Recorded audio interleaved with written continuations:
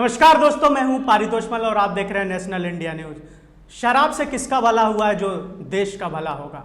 शराबी शान से शराब खरीद रहे हैं, ठेके खुलने पर लोग आतिशबाजी कर रहे हैं, पूरे देश में जश्न का माहौल है। सरकार और कुछ लोग इनकी सराहना ऐसे कर रहे हैं कि वो बेवड़े बॉर्डर से जंग जीत के आए हों। मेरा उन सबसे कुछ सवाल है, पीने के बाद ये शराबी क्या घर में एक पल के लिए भी रुक पाएंगे? इनको कौन कंट्रोल करेगा? अब तो इनके ही द्वारा पूरे देश में कोरोना फैलेगा। जिनके पास राशन खरीदने के पैसे नहीं थे वो आज शराब खरीद रहे हैं। ये देश की सरकार जब भी कोई फैसला लेती है देश को और भी दलदल में ले जाती है। देश को अब कोई नहीं बचा सकता। ग्रीन जोन में रेड जोन से भी बदतर हालात हैं। देश के प्रधानमंत्री मोदी और दिल्ली के चीफ मिनिस्टर केजरीवाल ने दारू के ठेके खुलवा के देश को और भी बुरे हालात में डाल दिया है।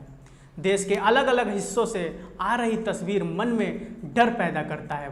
सोशल डिस्टेंसिंग कम, ये आन मिलो सजना ज़्यादा लग रहा है। कहीं ऐसा तो नहीं गांजा अफीम पीने के बाद ये राजनेता ने ठेके खोलने के आदेश दिए हैं? बता दूं कि रेड जोन होने के बावजूद केजरीवाल सरकार ने शराबियों के लिए ग्रीन जोन से भी बेहतर हालात कर दिया है। पीने के बाद तो समझ आता है, लेकिन सीएम केजरीवाल आप तो पीते भी नहीं। बिना पिए आप ऐसे कैसे डिसीजन ले सकते हैं जो दिल्ली को, देश की जनता को गंभीर समस्या में डाल सकती है?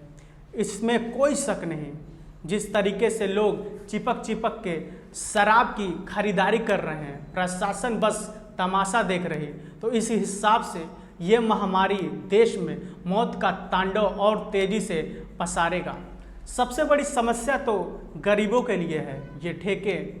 सोचिए, जो राशन का पैसा बड़ी मुश्किल से इकट्ठा कर रहे हैं वो गरीब, अगर वो पैसा दारू के चक्कर में चला जाए तो क्या होगा? उनके परिवारों का क्या होगा? उनके मासूम बच्चे जो कई दिनों से भूखे हैं उनका क्या होगा?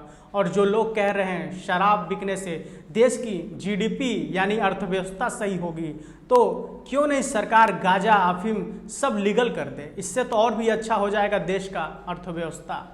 कुछ सवाल है जो मैं आपके सामने रखना चाहता हूँ। मान लीजिए अर्थव्यवस्था शराब से सही हो गया, लेकिन जिस हिसाब से शराबी सोशल डिस्टेंसिंग की धज्जियाँ उड़ा के शराब खरीद रहे हैं, कहीं कोरोना का कहर और तेज़ी से बढ़ गया और संख्या आगे चल के करोड़ों में बदल गया, उस समय पीएम मोदी और निर्मला सीतारमण शराब बेचे हुए पैसे जो इकट्ठा हुए हैं उनका वो अचार डालेंगे। खैर, आगे बढ़ते हैं। पीयूष गोयल ने पीएम फंड में रेलवे की तरफ से 151 करोड़ दिलाने का वादा किया है।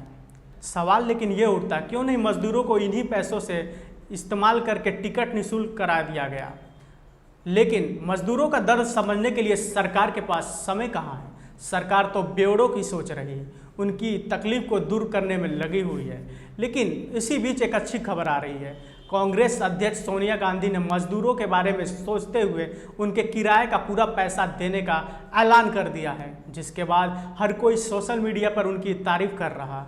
आखिरकार सरकार 6 साल से जिस कांग्रेस का दिन रात बुराई करके अपनी नैया चला रही थी, वही कांग्रेस इस मुश्किल हालात में देश के गरीब मजदूरों की आवाज़ बन के हमेशा की तरह सामने आई है और अलग अलग तरीके से गरीबों की मदद कर रही है। चाहे गरीबों को राशन देना हो, सैनिटाइजर से कोरोना का दूर करना हो, कांग्रेस हर संभव कोशिश कर रही है। तो अभी तक के लिए इतना ही। आगे देखते रहिए तमाम बड़ी खबरों के लिए नेशनल इंडिया न्यूज़। धन्यवाद। चैनल को सब्सक्राइब नहीं किया है तो प्लीज़ सब्सक्राइब कीजिए और ताज़ा अपडेट पाने के लिए बेल आइकन को दबाना ना भूलें।